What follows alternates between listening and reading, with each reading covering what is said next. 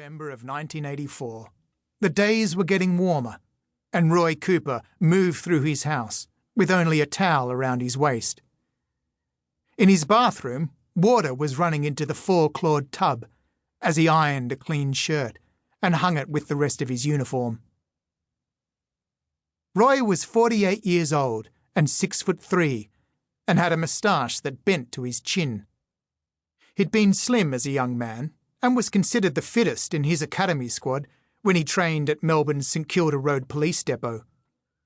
But with each new uniform they sent him, the sizes increased, and his belly gave the towel less material to tuck in. The floorboards squeaked under him as he went to his stereo, pressed play, and turned up the smooth silver volume knob. The first bit of tape made a hiss before Bob Marley came on, singing about three little birds.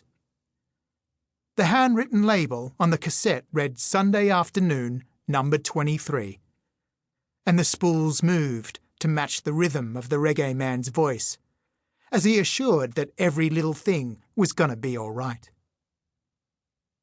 Roy hummed and sang a couple of words without really opening his mouth, as he carried a plate of sliced fruitcake from the kitchen and put it on the bathroom tiles within easy reach. Then he made another trip to get 6 cans of Melbourne Bitter and a pewter mug. He turned off the water, mumbled another line from the song, then dropped his towel. But he wasn't alone in the big bath. At the other end was Barry Midwinter. He was 2 years younger than Roy. They were born in the same hospital and went to the same schools.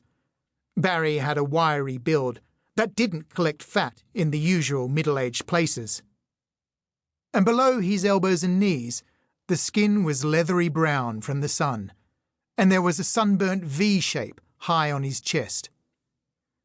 But the rest of him was white and lightly freckled. He sat in the water only wearing his orange toweling hat, and the level lifted to his nipples when Roy got in. Roy groaned and sucked in some air. "Too hot, mate?" asked Barry. "You all right?" Nah, good, mate. No worries." Roy reached over the side and got a beer and Barry's mug and passed them over.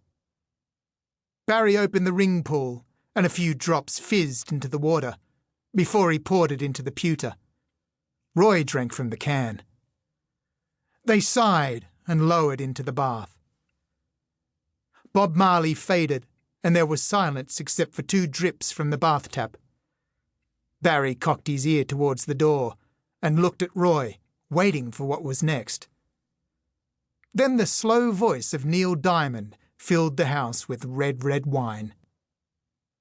Barry smiled and nodded at the selection and sang the opening lines. Roy smiled back, knowing he'd got the compilation right so far. They drank and listened.